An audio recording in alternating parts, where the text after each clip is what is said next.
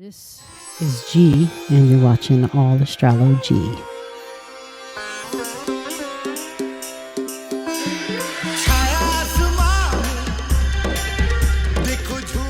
In November, we have an eclipse coming, and we also have a new moon towards the end of November. So we're going to go over what the eclipse is going to mean for you in your life, where it happens, who will be involved, what category of your life, what bucket will it be in? Money, love, career, children. We'll find out. We'll go over it. We'll look at the astrology. And then after that, you're going to get a card for that eclipse. Okay. And then I'm going to talk about your new beginning, your new moon. Yeah. New moon is like the metaphysician's new moon. It's a time of new beginnings. It's a time where you put your intentions down, whether you write them down or you pray. It's a time of what do I want? And using the energies around us, working with those energies. There's no wand, it doesn't have to be all, ritualistic with gadgets and whatnot. It all begins here. So let's jump into your eclipse for November. It is all about values. 8th house energy. You have Taurus in your 8th house, Libra. So what this is telling me is your values, the things you value. So it could be money, love, your desires, right? It's also Venus energy, so peace and harmony, but she's also beauty and makeup and accessories, shoes, right? Banking, animals, earth, food, the 5 senses, right? Quality over quantity, but clothing, aesthetics, money. Peace, beauty, harmony. Venus rules this eclipse because the eclipse happens at 16 degrees of Taurus. Now, it's a lunar eclipse. Okay, so if it's lunar, that means we're letting something go, right? Lunar, full moon. That's what that means. Full moon in Taurus down here, big moon, and the sun is in Scorpio. Okay, so it has to do with what you value and who you value. And because it's in your 8th house, this tells me your values are energetically bonded, right? Because it's in Scorpio energy. Yes, you have Taurus energy and Scorpio energy together, right? I was just saying how Taurus is at one end and Scorpio's at the other, but not for Libras. For Libran energy, every house in your chart has a combination factor. It's the pairs of opposites, but they're actually together. So in a way, you have this beautiful harmony. You have the desire and the Taurus energy of attracting right things to you, of receiving, right? Because that's Taurus, how I receive, Venus, how I receive. But then you also have Scorpio energy right here as well. So the 8th house, think about this. Taurus is what I value. Scorpio is our values. So I value our values, right? I value our values. Yeah. So you have this beautiful harmony, this beautiful balance of all the energies already contained for you. All right. Some think that's like, I don't know. I think some think of it as a curse in a way, but I don't think so. I think that when people meet you, they get that sense, they can feel that in you. And that can establish a sense of peace, actually, believe it or not, right? Because it's not, it goes against, like, there's no extremes, right? There's a balance there. So that's beautiful. But it can be tricky because it's in the 8th house. And Taurus is about desire, right? Yeah, it's desire and it's fixed. It's earth, right? So there's, I'm very fixed in the material and the tangible things, right? So things, you might have an attachment to things like, this is mine. This isn't yours. This is all mine. This is my pen, right? So because Taurus is a fixed energy, it may be overly fixated on things, right? And those things may also be other people's things. So likely many times, what is it that can be other people's things that can be our things? Well, of course, someone that you're married to, right? But this can be like inheritances, like families,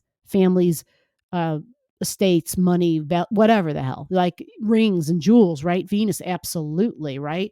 Oh, that was my mom's ring. I want it, right? This would be very, really probably important to Libran energy. Yeah. So that was just to give you an idea. But this is a release because it's a full moon. So it's almost as though a release in something, but because it's in your eighth house, this release involves a healing for you. Yeah, which is actually very good. Very good. So you might have had something that occurred. I could actually think of a Libra where there was a death in an immediate family member, actually. And so, um, yeah, it was complicated. Of course it would be, but because it's the eighth house, it's complicated. It's a lot of it is tied to the past, but not even the past of this life, like as in childhood past. No, eighth house is other lifetimes. It's soul's history, soul's memory. Yeah. So it goes beyond, what we understood to be our life in this lifetime. Right. That sounds kind of crazy. But anyway, yeah, it's complex as heck. It's complex.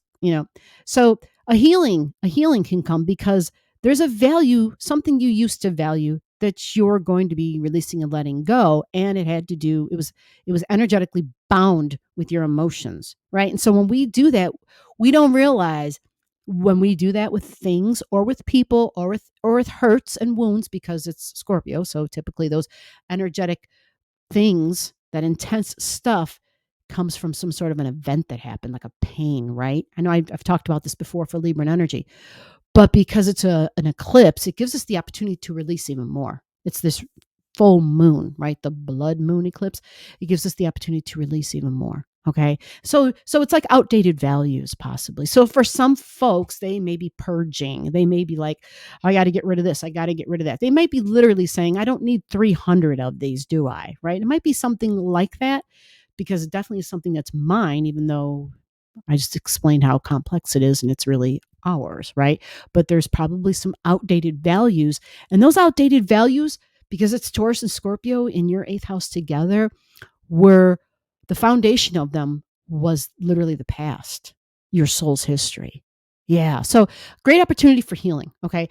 And it can bring a new beginning because it's conjunct the North Node, which is all about the values, the future of my values. Yeah. The future of my money, right? My income, the future of my ability to receive. Right. So self-love could also be involved in this, and wounds involved with that, which likely have to do with other lifetimes or whatever you want to call it, your soul's history, whatever makes it more acceptable for you. Okay. It's just something super deep, super intense that you can't tie it to an event from this life. Although some of you may be able to be like, oh no, I know exactly. Right. But there's something that even underlies that. It's deep, it's hidden, it's intense. It's the foundation of all the other crazy things that may or may not have happened to you, where you felt like, holy crap, I'm hurt over this. It's this vulnerability. It's this raw wound that I have. The release is a good thing because it's going to open you up to be able to make room for the new, right? Just think incoming, right? Incoming. Because Uranus is conjunct this eclipse.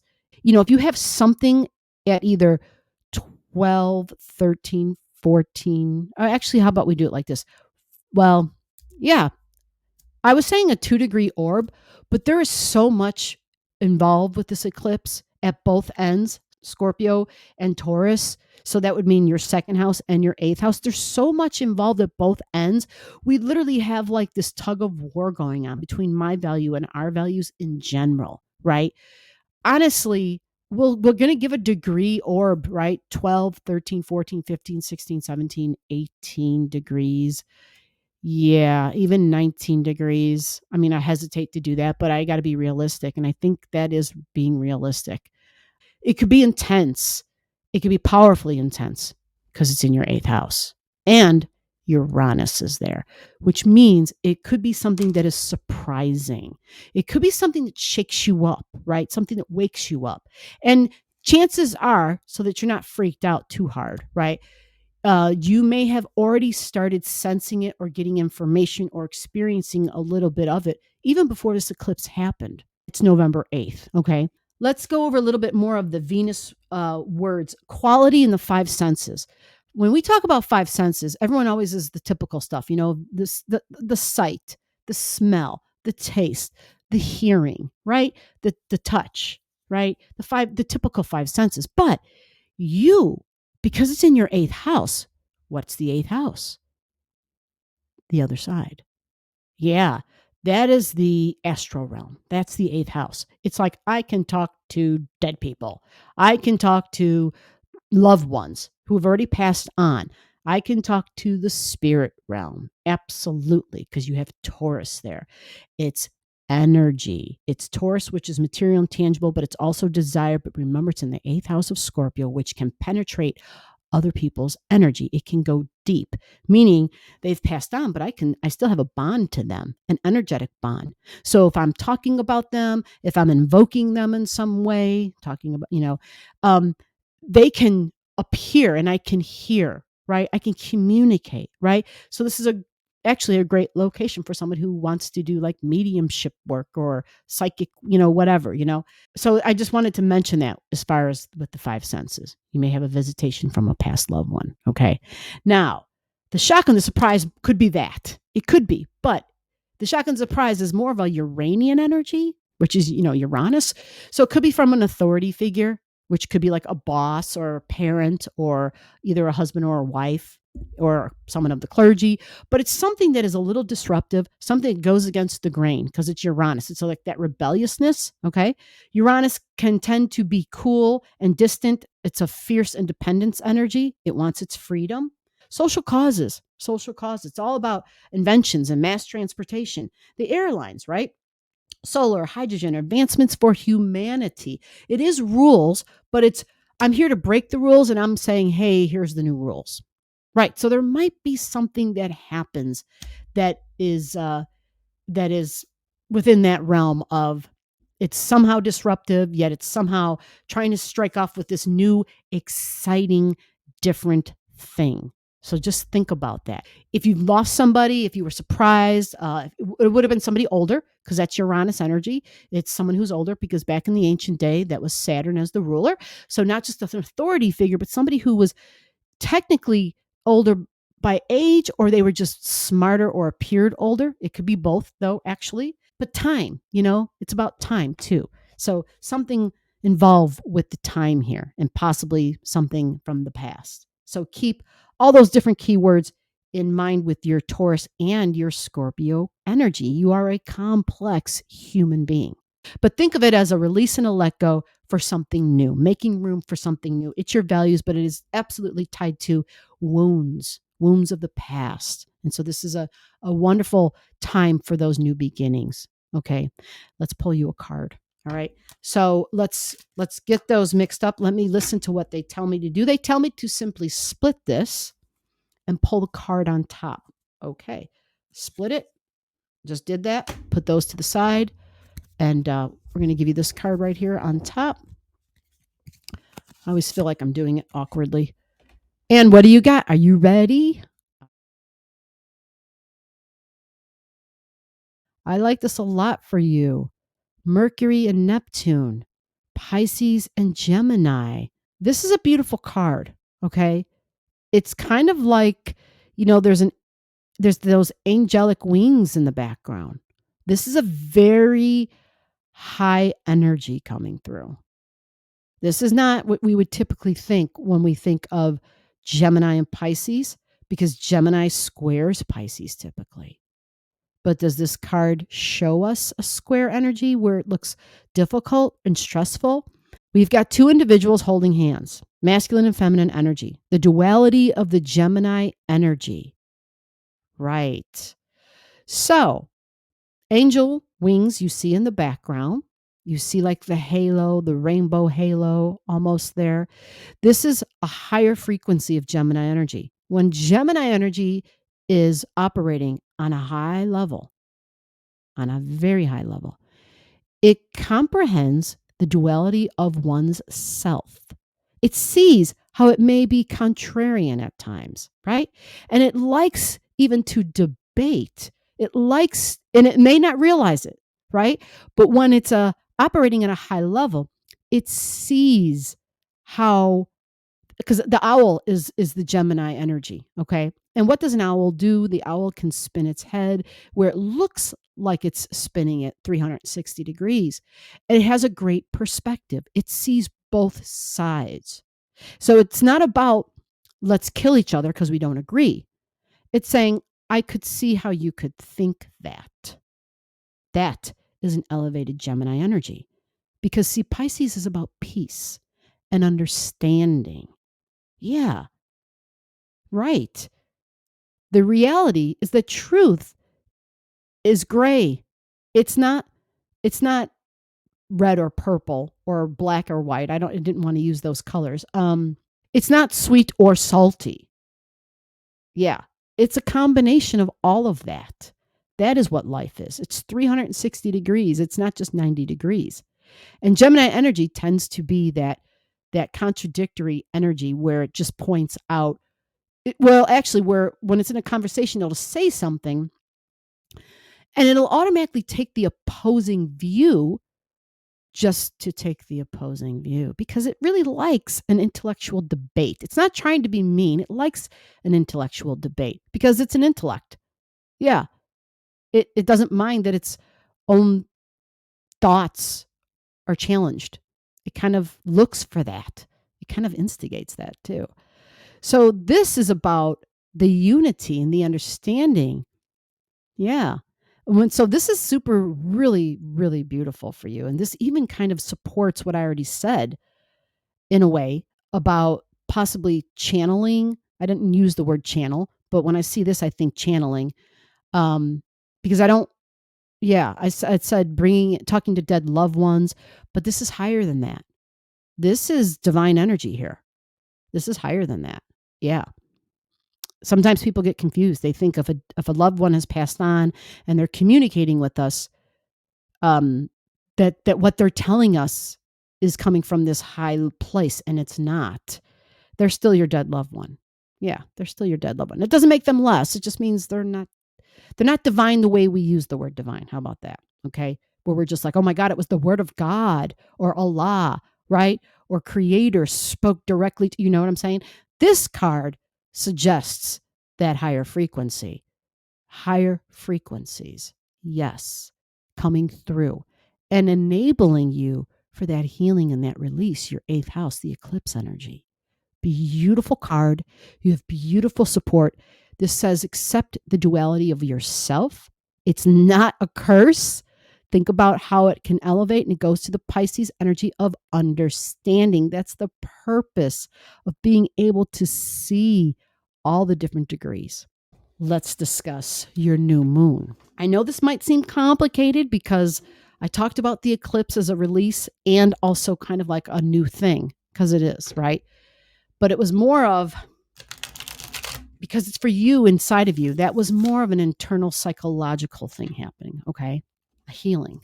But this is different. This is a new moon, all right? This is in Sagittarius. So this is about your belief system. Yeah. Now, Sagittarius has a lot of keywords, and I'm going to give those out. But we want to find out where this happens in your life, Libra, right? Where does Libra have a new beginning? It's in your 3rd house. The astrology says it's in your 3rd house. So this has to do with thinking and communications, writing, right? This is like that reporter energy. This is coworkers. This is teaching. This is siblings.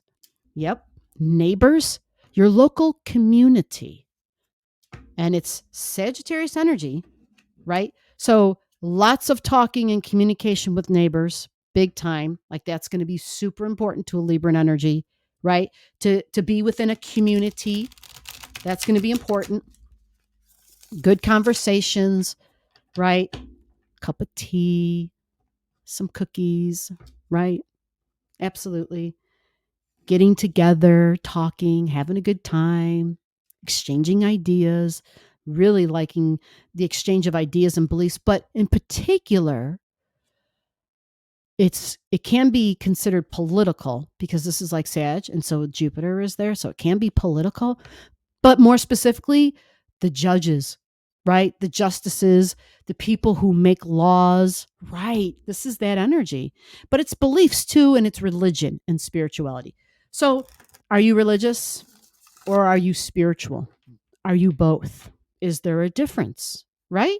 Put it in the comments below. Let me get your feedback on that. So, a new belief coming through.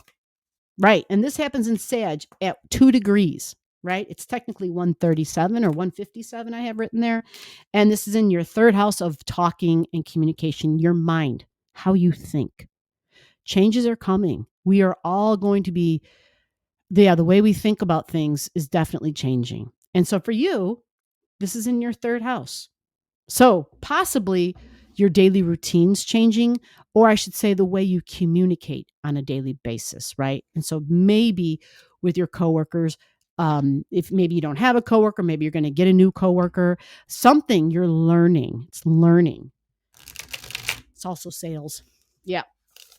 Teaching and sales are kind of similar, right? It requires talking usually. Yep. Maybe you're going to have a new gig. Maybe it's not a gig. Maybe it's something a little bit more stable, right? But you like variety. Variety is going to be real important to you, okay? Especially in talking and communicating and people that you consider friends and siblings. You like different. You like to have freedom in all of that, right? You may be that person who has like, your own friends. You know what I'm saying? Like you and your husband or boyfriend or significant other may have some friends that are the same, but you would probably, because it's Sag, it wants freedom. So there may be a certain amount of friends that you have where you're like, well, these are just my friends, right? Yeah. And even if your spouse and you get along with the same people, there may be times where for you, it's important for you to get out with those people without your spouse. It's not that you don't love your spouse. It's that you experience your freedom that way. That's how you experience your freedom. Yeah. So let's pull a card. I've been shuffling them.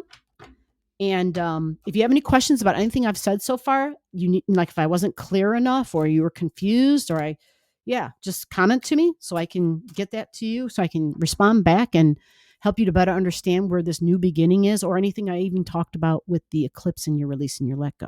Okay. So with this new moon, it's your thoughts and the way you think. You're changing something. You're changing possibly your ideas about traveling. And it has to do with your future.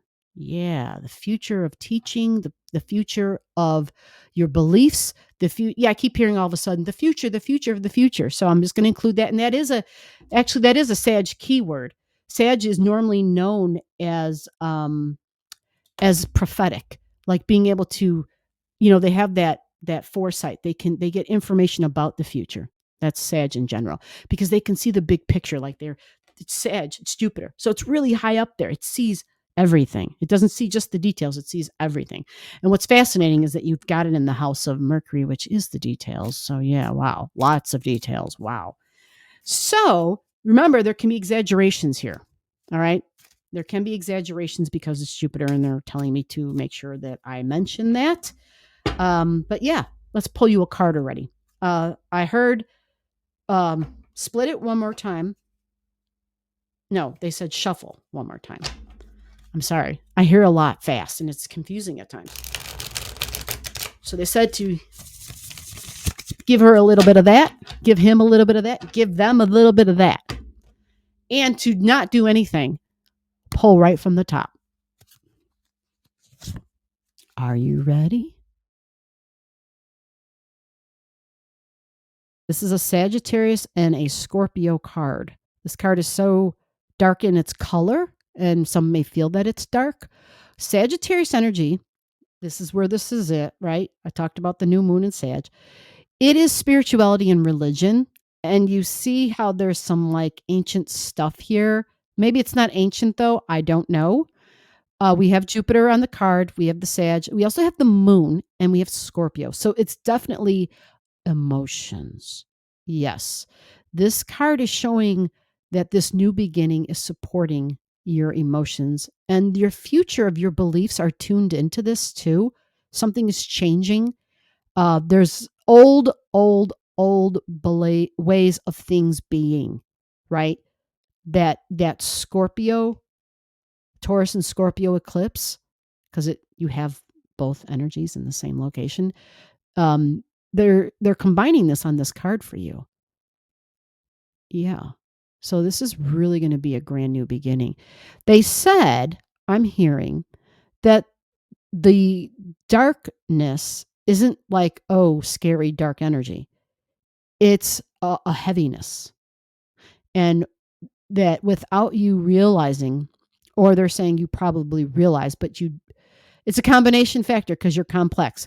A part of you understands, but a part of you doesn't realize the weight, like the ball and chain of that dark old stuff, those wounds, those hurts. And so once your beliefs change around that, you're understanding that that was what was holding you back from whatever it is you're trying to move forward with, because this is about your beliefs. So whether it's about religion or spirituality, teaching, okay, because these are all, or higher learning, extended education, going to school, traveling long distances, right? And liking to learn is a big deal. A thirst for knowledge, a thirst for wisdom, right? Freedom is also there, of course. But when they're telling me about that, the weight of the past holding you down like a ball and chain, and getting that visual, seeing the weight of it in a color, they're telling me that this is for you. This will help you. This just seeing the color alone will help you to release. Yeah. And again, Sagittarius, right? Beliefs. Spirituality can be involved, religion can be involved, freedoms of some sort, the judicial system, which is tied into the government, right? But this is simply just explaining that this is a new beginning, a new beginning. And it does have so much to do with your past. See the moon there? Then the emotions about it. And not to see how Jupiter is there? Jupiter expands and blows things up. Not like firecracker blows things up, but makes things bigger. It exaggerates things. And so the emotions are there. And when that happens, it's not that what you're experiencing isn't real. It's just saying at times it can be too much. And when it gets to be too much, you're the one that ends up harming yourself, right? So a new belief for this new beginning. And this visual should help you to release that which no longer serves you. Thank you for your time, Libra, and thank you for watching.